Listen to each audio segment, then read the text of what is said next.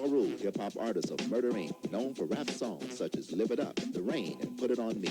Ja Rule is headed for an historic meeting that will hopefully end the beef with him and Interscope hip-hop artist 50 Cent. A beef between the two that's been brewing for over a year. This first meeting of Ja Rule will take place at the home of Minister Louis Farrakhan, leader of the Nation of Islam. Minister Farrakhan, best known as the author of the Million Man March. Will this meeting of a 27-year-old rapper and a 70-year-old charismatic religious leader end this beef?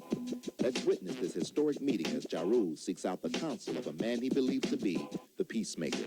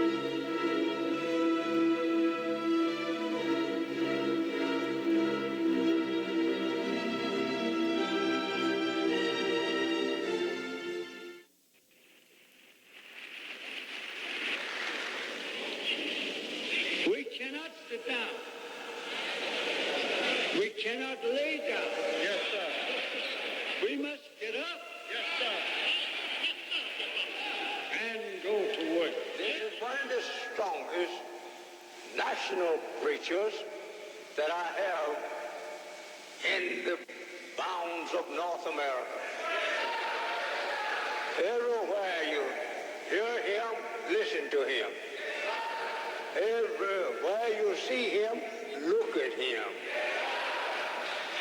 Everywhere he advised you to go, go.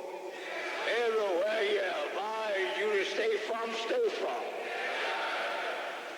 So we are thankful to Allah for this great helper of mine, Minister Farrakhan. And I say continue to hear our Minister Farrakhan.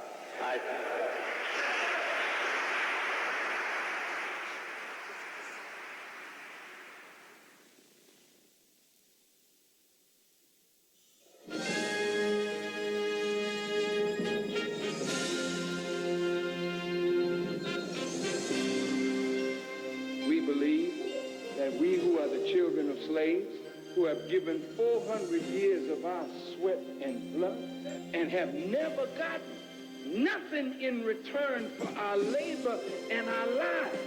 We believe that we should be separated in a state or territory of our own, and it must be fertile and minerally rich with an outlet to the sea. 8 or 10 states. We want everything that we deserve and nothing less, and that is something we need to live on and die on, because if we do not do what is required of us, then our children will not have any future.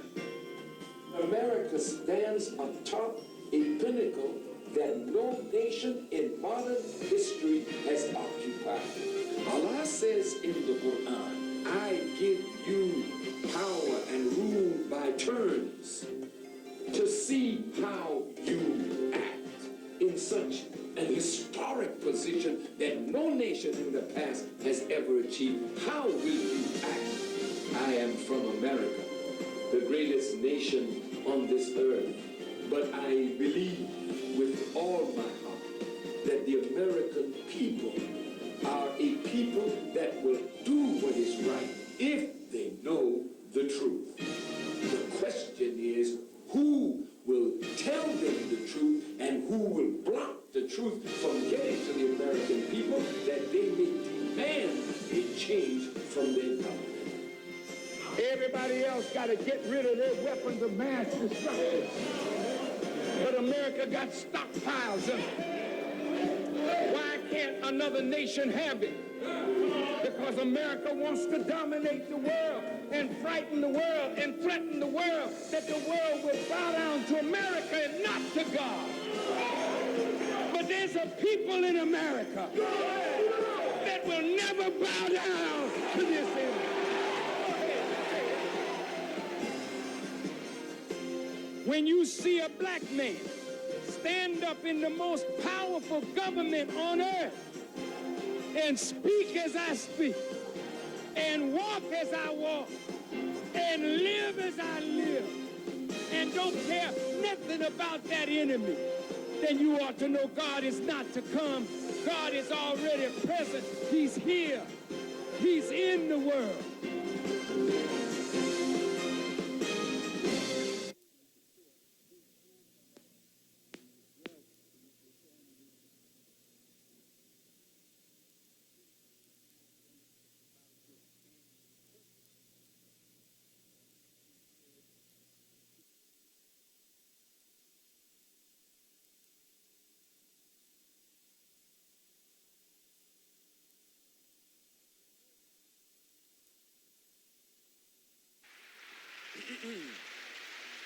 Assalamu alaikum. In the name of Allah, the Beneficent, the Merciful, all praise is due to Allah, the Lord of all the worlds. We thank Him, and we can never thank Him enough for coming to us in the person of Master Farad Muhammad and raising up from among us a divine leader, teacher, and guide in the personage of the Most Honorable Elijah Muhammad. And I thank Allah each and every day for His grace and His mercy and His love that is expressed, manifested, and embodied in a man that is in our midst today, the greatest black man, the greatest teacher, the greatest leader, our brother and friend, the Honorable Minister Louis Farrakhan. I greet you once again with the greeting words of peace. Assalamu alaikum. I'm going to make this real quick, but I'm going to make it sweet. Allah, God, in the Quran says that if the people were angels, He would have sent them an angel. Likewise, if the people were other than human beings, such as a fly or a bee or a bird, He would have sent a fly, a bee, or a bird. If we were Chinese, God would have sent us a Chinaman. If we were Japanese, He would have sent us a Japanese. If we were Arab, He would have sent us an Arab. If we were any other people but who we are, God would have raised and sent such a man. But we are black people of America, that the enemies once called a nigger, a coon, a shine. So in order for God to do what He did for all those before us, He has to raise up a man and put in that man His spirit. He fashions that man out of black mud into shape, and then He breathes into that man of His spirit. So we are blessed that God has raised up a man from among the black man and woman of America, and that man is the Honorable Minister Louis Farrakhan. Brothers and sisters, let us receive the man of God, the Honorable Minister Louis Farrakhan, and his lovely wife, Mother Khadija Farrakhan. Allahu Akbar! Allahu Akbar! Allahu Akbar! The Honorable Minister Louis Farrakhan.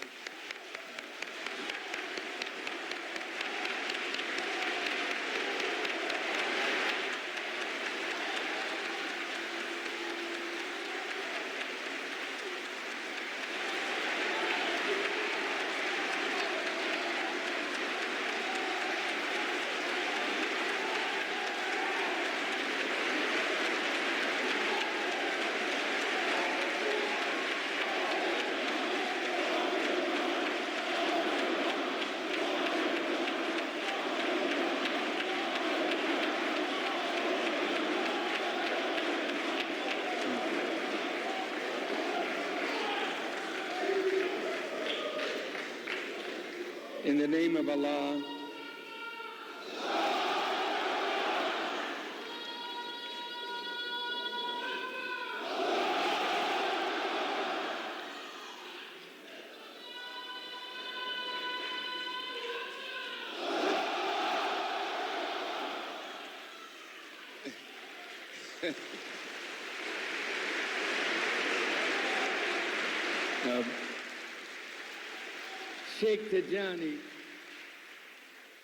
Sheikh Tajani shouldn't be standing on the side. He should get a chair, something for our brother. And in the name of Allah, the Beneficent, the Merciful, who came to us in the person of Master Farad Muhammad, to whom praise is due forever, we thank him for his search among us and his finding one in whom he could place a weighty word and a weighty assignment.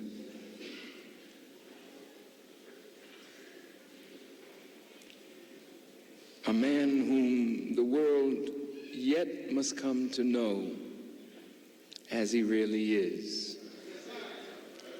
The Honorable Elijah Muhammad, more than a messenger, the Messiah,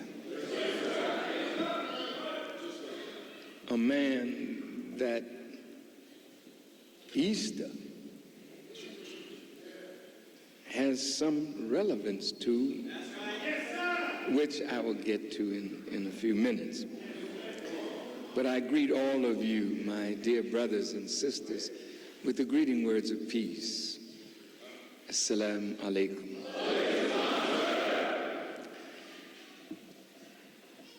One of the worst things that could happen to an individual is to get in debt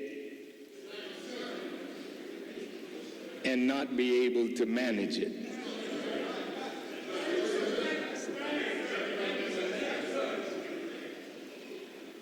And the enemy is always desirous of getting you into debt. And he fascinates you with things that titillate your fancy. Because we live in the richest country in the world, we are fascinated by the wealth of our enemies and their wonderful machines, their wonderful